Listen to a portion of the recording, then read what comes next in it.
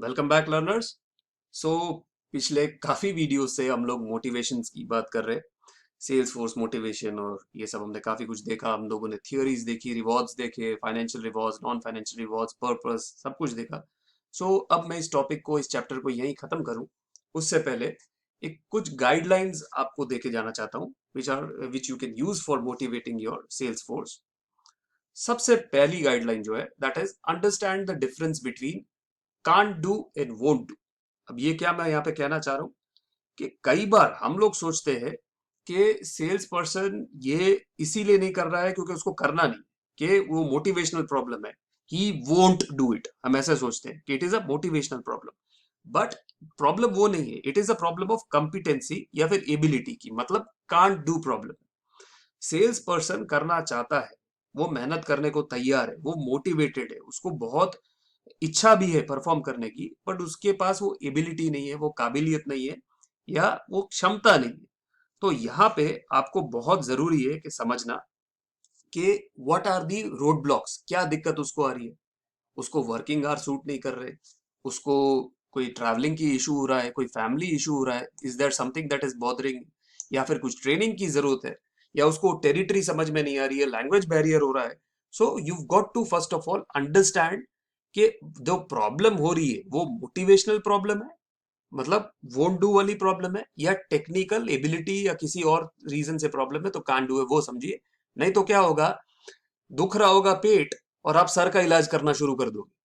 So that's the reason it is very important to understand the difference between can't do and won't do and diagnose that problem effectively. Next comes include individual needs into motivational programs.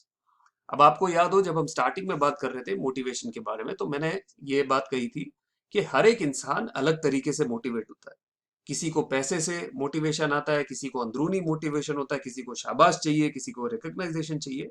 तो हर एक चीज को आप समझिए कि मैं जिस भी व्यक्ति से डील कर रहा हूं उसका बटन क्या है, उसका ट्रिगर क्या है, क्या उसको व्हाट इज द, अगर प्रोवर्बियल तरीके से बोलूं तो what is the carrot and what is the stick for this employee. इसको साम से समझाऊं, दाम से समझाऊं, वेद से समझाऊं, या दंड से समझाऊं, ये आपको समझना पड़ेगा हर एक इंडिविजुअल की नीड को देख के। अब नेक्स्ट जो है ये बहुत क्रूशियल है, that is plateau sales people. अब प्लेटो सेल्स पीपल क्या होता है कि कुछ एम्प्लॉयज हमारे होते हैं जो कंपनी के अंदर काफी समय से सेट हो जाते हैं। भाई 10 साल से 15 साल से कंपनी में काम कर रहे हैं, 40-50 साल की उनकी उम्र हो गई है, सीनियर सेल्स पर्सन है, सीनियर मैनेजर है। उन्होंने अपने जमाने में बहुत अच्छा काम किया, पास्ट में उनकी जो सेल्स थी वो एक्सीलेंट थी, बट अब बस वो परफॉर्मेंस उनकी है नहीं। वो खाली बैठ के बस चेयर पकड़ के बैठे और उनका मोटिवेशन खत्म हो गया।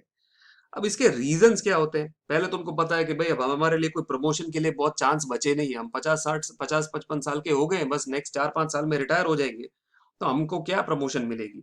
या फिर उनको इतने साल से कंपनी में रहे होते हैं, उनको लगता है कि नहीं यार हमारे को जो मिलना चाहिए था मिला नहीं, तो उनको ऐसा लगता है कि कंपनी ने हमारे को फेयर ट्रीटमेंट नहीं दिया है। या फिर जस्ट काम से बोर हो जाते हैं।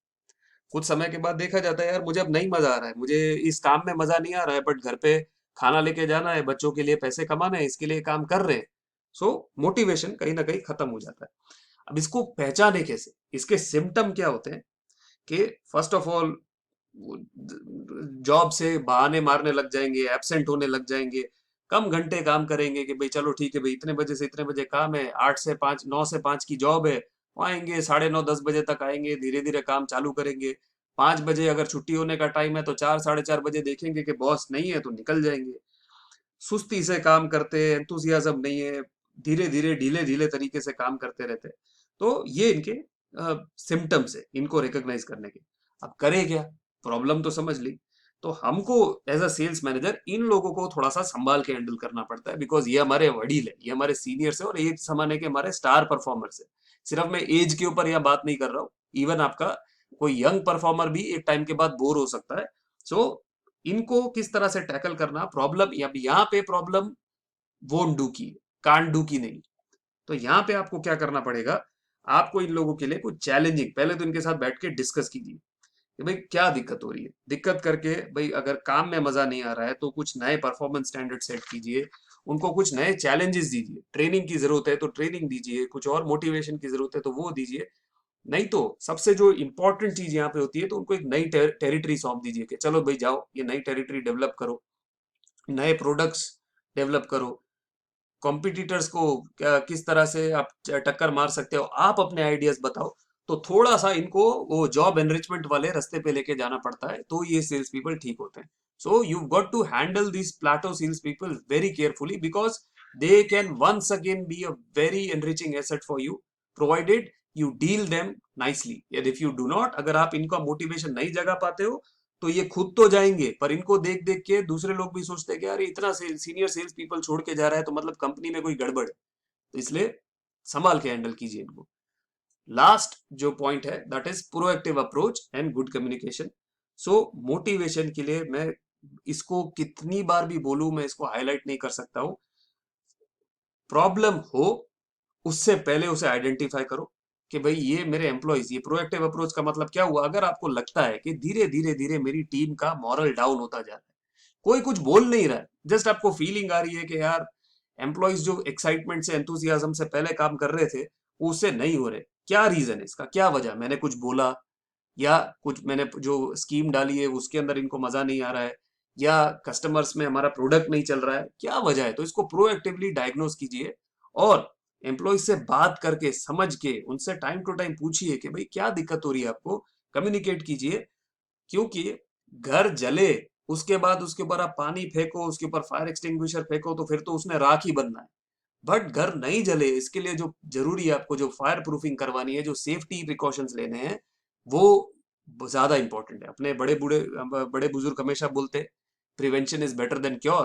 तो बीमार होने की जगह, बीमार होकर इलाज करवाने की जगह बीमारी को दूर रखिए, वो ज्यादा जरूरी है। तो उसके लिए you should adopt a proactive approach and good communication.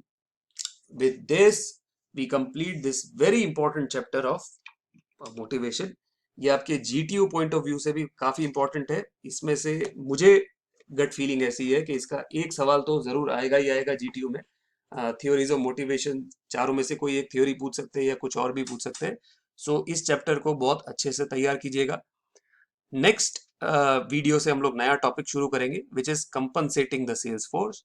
So do click on the next video to learn about this. Please अगर आपको कुछ भी डाउट है तो drop me a comment, I will be really happy to educate you, to answer all your doubts. ना सिर्फ मेरे teams के स्टूडेंट, बट इवन जो काफी लोग अभी बाहर से भी आके मेरे वीडियोस देखते हैं। तो अगर आपको कुछ भी डाउट है तो जरूर मुझे लिखिए कमेंट्स में। कोई पर्टिकुलर टॉपिक पे अगर आप चाहते हैं कि मैं कुछ नया टॉपिक एक्सप्लोर करूं, तो जरूर मुझे बताइएगा, आई विल बी हैप्पी। अगर मेरे में वो क्षमता है उस टॉपिक को हैंडल करने की, तो मैं जरूर करूंगा। लाइक बटन दबा दीजिए, उसमें कुछ बहुत ज्यादा आपको मेहनत तो लगेगी नहीं, मुझे थोड़ा सा मेरा ईगो सेटिस्फाई हो जाएगा। तो लाइक बटन दबा दीजिए, एंड सब्सक्राइब अभी तक नहीं कीजिए है तो उसको सब्सक्राइब कर दीजिए। ठीक है, बेल आइकॉन की जरूरत नहीं है, बार बार आपको डिस्टर्ब क्यों करूं, but yeah do subscribe so that you can get notifications regarding the new videos. Alright, so thank you so much, keep learning with the grumpy professor, I will see you soon, bye bye.